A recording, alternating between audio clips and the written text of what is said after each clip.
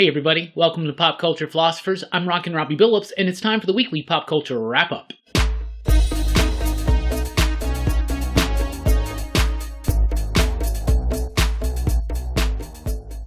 That's right, everybody. Thanks for checking out the video. I am Rockin Robbie Billups, and this is the weekly pop culture wrap-up. It's the show where I go over the week's pop culture news, mostly comic books and movies. Let's get right into it with some pretty exciting comic book news. Decorum. Decorum is a new book debuting in March 2020 from Jonathan Hickman and Mike Huddleston. It's from Image Comics. East to West wraps up this upcoming new comic book day, December 26th, and I love Jonathan Hickman. I'm a huge fan of his work.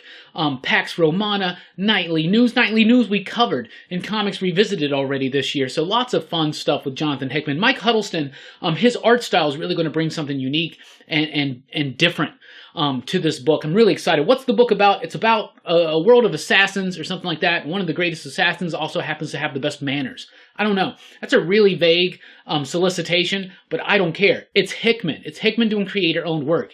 Yeah.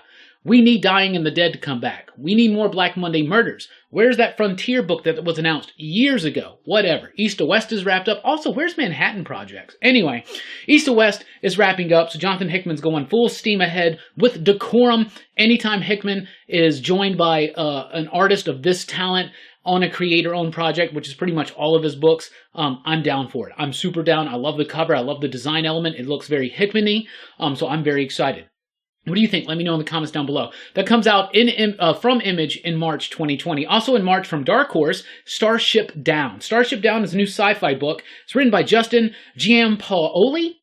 And Andrea Muti and Vladimir Popov is the art team. That's the same art team from Fearscape, the Vault comic book that cracked my top 10 list this year. I love that art team. Really excited to see this. The idea behind this one is it's like a U.S. naval officer, archaeologist or something like that. They find this like ancient starship buried underneath the ice somewhere on the Earth. So they're having to dig it up and find out some craziness or something like that. It's a very familiar idea in sci-fi stories, but with that art team, I'm gung-ho for this book. I'm totally down for it. Transformers versus the Terminator. This is in collaboration with IDW and Dark Horse Comics. It's going to be written by Tom Waltz, David Marriott, John Barber, with artwork by Alex Milne. So if you're a fan of Transformers or a fan of Terminator, I highly recommend that you check this out. It's co-written by Tom Waltz, who was one of the co-writers on the Teenage Mutant Ninja Turtles run that just concluded after 100 issues. So this looks cool. I'm excited. Transformers meet the Terminator. I mean, that's like a fan person's dream, right? You know what I'm saying? That cover right there also looks really badass. It comes out in March. We'll definitely be checking it out. From Marvel Comics in March, we have Cable. That's right, Cable by Gary Duggan and Phil Noto. It's a really cool team there. I think Duggan's been doing great work lately at Dawn of X with the Marauders title. I really like Phil Noto's style. I always have, and I'm really excited to see what he's going to do with this Cable book. And of course, it is Kid Cable. I would have called the book Kid Cable, but that's just me. I really like the name of Kid Cable because to me it sounds like Kid Video. And that's kind of cool. But anyway, another Dawn of X title revealed. Very excited for this one. It's going to be interesting to see a spotlight put onto Kid Cable because ever since Kid Cable replaced Old Man Cable, we haven't had too much about him. That X-Force run by Ed Brisson was great, right? But so far, in that one issue of X-Men, he didn't really feel like the Cable that we had come to know, at least even the Kid Cable that we've come to know, right? And in recent issues of Fallen Angels, he just feels a little more Quentin Quire-y to me and not so Nathan Summers-y to me, but I don't know. I'm very excited to see what Gary Duggan's going to do because I think he's been doing an amazing job with Kate Pryde and the rest over at the Marauders title, so definitely checking that one out. The other Dawn of X book, Wolverine, that we know is coming out, January, February, something like that. There's a die-cut cover for that, and that's super, super cool. It's by Chip Kidd. Chip Kidd did the die-cut cover for Spider-Man #1.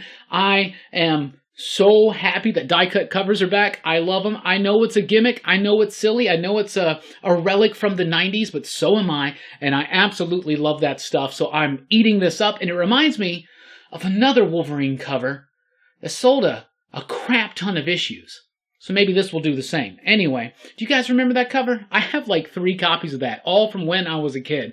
That's amazing stuff. Let's jump over to the movie train. The Tenet trailer came out. I saw it actually when I watched Rise of Skywalker. Saw it before that online. I'm a huge Christopher Nolan fan. This is the next Christopher Nolan movie. It's like an action movie. It's an espionage movie. It's a time travel sci-fi movie. It's kind of unclear what's actually going on. It involves time travel. It involves evolution. It involves crime. I don't know, but it's Christopher Nolan and it looks awesome. The acting team on there looks great. Yeah, I'm down for it, man. That Tenet, that's probably my most anticipated movie of 2020. And there's some good movies coming out next year, but Tenet, I'm so excited. There was a super tiny small teaser for Lock and Key. It was so tiny. It was on Instagram. You barely see anything. You see the house, see a fire, whatever. It provides me yet another opportunity to tell you that Lock and Key is debuting on Netflix February 7th. If you thought Umbrella Academy was cool, you definitely want to check out Lock and Key. Lock and Key is based on a Joe Hill, Gabriel Rodriguez comic book from IDW. It's a great comic book. It made my top 5 horror comic books of all time, even though it's maybe a little bit more of a dark fantasy, but I really do like it. Lock and Key is a great book. I'm really excited to see what Netflix and company are going to be able to do with the property. It really lends itself to be an episodic television series, to go for like 3 to 4 to even 5 seasons, really tell this overarching story. There's a lot of stuff there still that's left to explore even in this world, so that's really, really cool. Epix has ordered a 10-episode Jerusalem's Lot series based on the short story from 1978 in the Night Shift book, I believe, and Adrian Brody is attached to star in it, so that's pretty cool. Salem's Lot, or Jerusalem's Lot, is not Salem's Lot, but it's a story about the town that will be called Salem's Lot in that book Salem's Lot before. Something like that. I've never read it, so I don't know. However, Adrian Brody, that's cool. But I will point out, does it seem like every single streaming service has a Stephen King adaptation going on or in the works right now? Think about it. Think about it. I think it's true.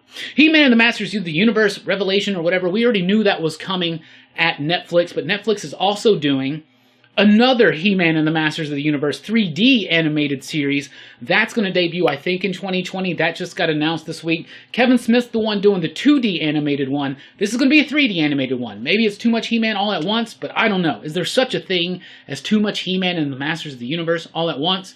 I mean, maybe, but not for this guy right here. That's what we got for you this week in the wrap-up. What do you think about it? Let us know in the comments down below. Thank you so much for your support this year. We've grown beyond our expectations and hopes. We really do appreciate all the support that we get out there from the community. Thank you so much for making the PCP Army one of the best communities out there around. You can join the PCP Army on Facebook. That's the official Pop Culture Philosophers Facebook group. You can follow me on Twitter at Rockin Robbie. And don't forget, PopCulturePhilosophers.com is the home of Pop Culture Philosophers, where you can find the latest podcasts the moment that they release, all available to download and stream for free. So check out the latest podcast about video games over at PopCulturePhilosophers.com. Thank you guys so much once again for checking it out. Please do like, share, and subscribe. And just once again, we really do thank you. We got lots of exciting stuff. What's coming up here? Tonight, I'm going to be on the Jim Mint channel again, talking about this week's comic books, biggest new comic book day of the year. We'll be talking about Doomsday Clock. We'll be full spoilers in the discussion, so join us tonight for that at the Jim Mint Collectibles channel. Tomorrow night, Rockin Robbie Live. That's rad. Monday night is December 23rd. You know what that is? Festivus. It's a Festivus for the rest of us. Join us for a live stream. I'll be joined by Brooks and Jelani. We'll be erecting the Festivus pole, airing our grievances, showing our feats of strength, and listing our favorite movies and television shows of the year. So thank you guys so much for your support. We really do appreciate it. I'm Rockin Robbie Billups. Thanks for rocking with us. Keep on living.